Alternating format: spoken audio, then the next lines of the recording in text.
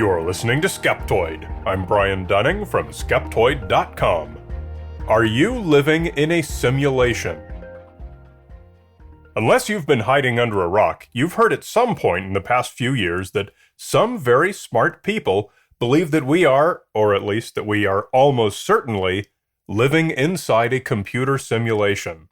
That your life as you know it is not a reality in the physical world, but a fantasy of bits and subroutines and memory locations and semiconductive gates that open and close as electrons race to form your ghostly virtual universe.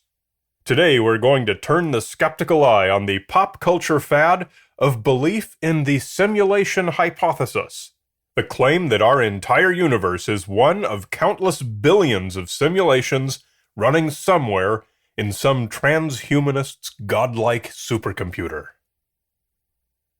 For a long time, people have been requesting this question in a Skeptoid episode. It comes and goes in and out of the news whenever some celebrity makes a statement asserting that we either do, or do not, live in a simulation.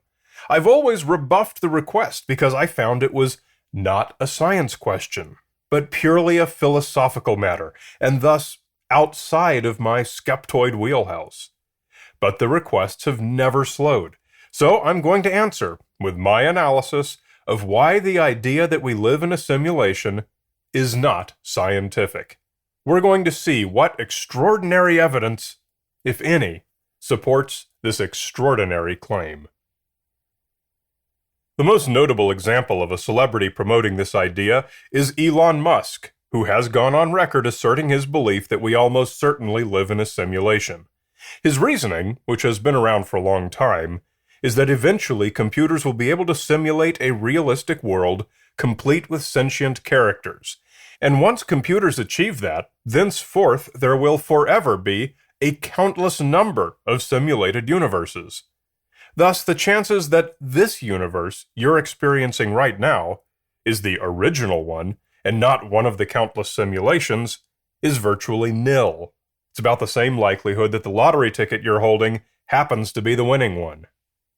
So given that we're clearly on a trajectory to have games that are indistinguishable from reality, and there would probably be billions of such computers or set-top boxes, it would seem to follow that the odds that we're in base reality is 1 in billions.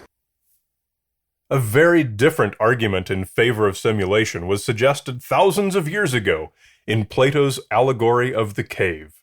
In this thought experiment, prisoners were chained in a cave facing a wall such that all they knew of the world were shadows on the wall from a puppet show behind them. If our ability to perceive is limited by a set of rules, it's safe to assume that much goes on that we can't know about. Of course, our perceptions are limited. None of us is omniscient, and much does go on that we can't know about. Thus, we have no reason to suspect that we're not players in a game observed and controlled by others who exist outside our limits. The limits of our perception prohibit us from knowing anything about the nature of this outside world. Philosophers have debated the simulation hypothesis ever since, and it's been popular in fiction as well, most notably in the 1999 movie The Matrix. And don't forget the 1976 episode of Doctor Who, The Deadly Assassin, which also featured a universe simulation called The Matrix. But it was Nick Bostrom's 2003 paper, Are You Living in a Computer Simulation?, published in the journal Philosophical Quarterly, that broke into the academic mainstream and put the idea into the heads of guys like Elon Musk. Bostrom's basic assertion was that we're either almost certainly living in a simulation right now, or else such simulations will never exist, because we'll either go extinct first or be interested in other things. He spoke of the human race as eventually reaching the post-human stage, defined as where humankind has acquired most of the technological capabilities that one can currently show to be consistent with physical laws and with material and energy constraints. Wherein we could do things like convert entire planets into gigantic computers, more powerful than we can scarcely imagine today. In such a world, lives and even the mind would become substrate independent. A universe might just as well run on silicon computer chips as on the bricks and mortar and actual matter of the physical universe. Even simulated societies could become post-human, resulting in an infinite number of levels of simulation, digital turtles all the way down.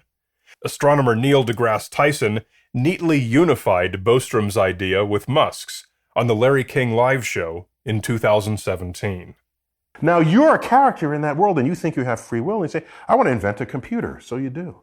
Hey, I want to create a world in my computer. And then that world creates a world in its computer.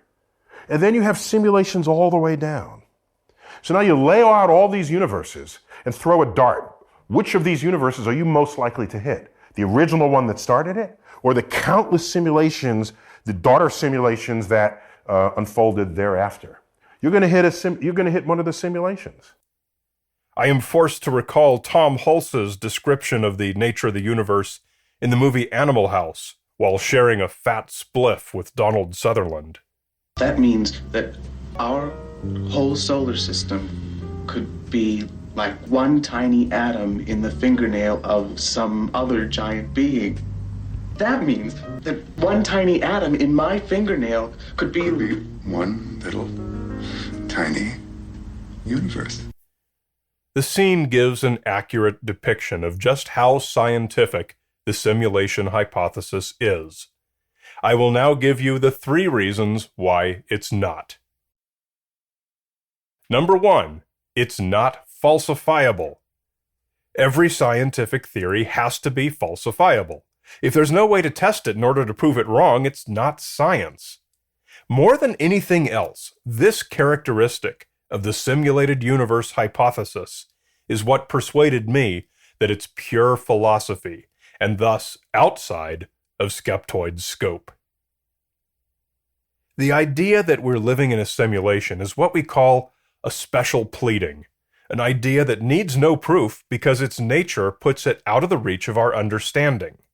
We can say that we're all living inside a computer simulation, and it's equally valid to say we're all living inside Bozo the Clown's dream. We've all been bonked on the head and are hallucinating our lives. A witch in Kanka, Uzbekistan has brewed a potion, and a big green cloud is steaming out of it, and a whole little civilization exists in that vapor, and we live in that. These are all special pleadings. By their nature, they cannot be disproven, because these civilizations have been magicked into existence with the belief that they've always existed. A character in a dream, or a magic spell, or a hallucination, or a simulation has no outside perspective, and so cannot know the limits of his existence. By the very rules of the universes in which these characters live, their universe's natures cannot be falsified. Number 2, it's not based on any observations. At its basest level, any scientific theory is an effort to explain an observation, a consistent, replicable observation. An observation is what tells us that there is a phenomenon in need of an explanation for how and why it exists and functions. Such an observation would be the fabled glitch in the matrix, an error or an inconsistency or something suggesting that what we see is not what is. Nowhere do we find an observation that tells us the world as we know it is not the world we know. On the holodecks in Star Trek The Next Generation series, you could live in a simulated universe, but you could always say, freeze program to stop the world, or you could say, arch to bring up a control panel. These are examples of observations in need of an explanation. In one such episode of the show, the simulated character, Dr. Moriarty, made these observations, learned their nature, and proved to himself that he was living in a simulation. Hypotheses are provisional ideas to explain observations. We have never found a Star Trek arch to suggest an alternate nature of our world. Thus, the simulation hypothesis is not a hypothesis, but merely a philosophical thought experiment. Number 3, it makes no testable predictions. Moriarty's experience brings us to the core of why the simulation hypothesis is not science. A fundamental requirement of every scientific theory is that it make testable predictions. The theory of gravity predicts how fast a hammer will accelerate when I drop it. And if that test fails, I need to revisit my theory. The simulation hypothesis, and granted I'm blurring the line a bit between hypothesis and theory, makes no such prediction. Moriarty's theory of the holodeck predicted that if he said the word arch, a control panel would appear, and also predicted the effects of using that control panel. His tests succeeded every time. The characters in the Matrix understood the workings of their virtual world, and understood the rules governing their interaction with it. They knew how to get in and out of it, and were able to do things, even specific things they had never done before, because they understood its rules.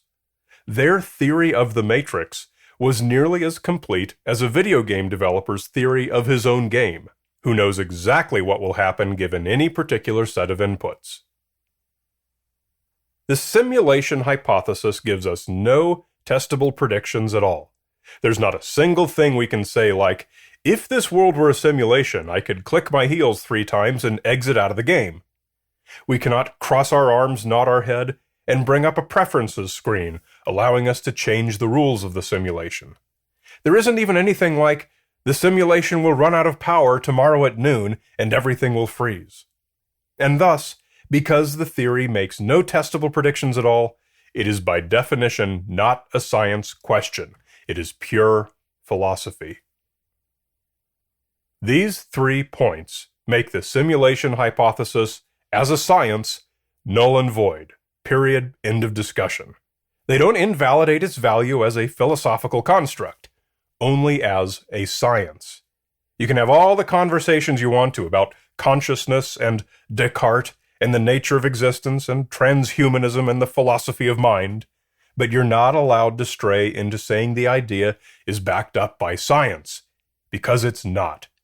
Bostrom's paper even took a deep dive into computer power and the required energy to run simulations, and also came up with equations, not too different from the famous Drake equation giving the probability of extraterrestrial civilizations. And all of this gave the appearance of being based on science. But by the definition of the scientific method, the simulation hypothesis simply does not make the cut.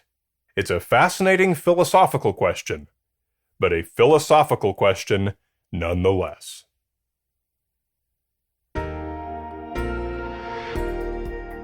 Do you know about our video series as well? How about our documentary films? If there's Skeptoid-y goodness out there that you're missing, I have the solution for you.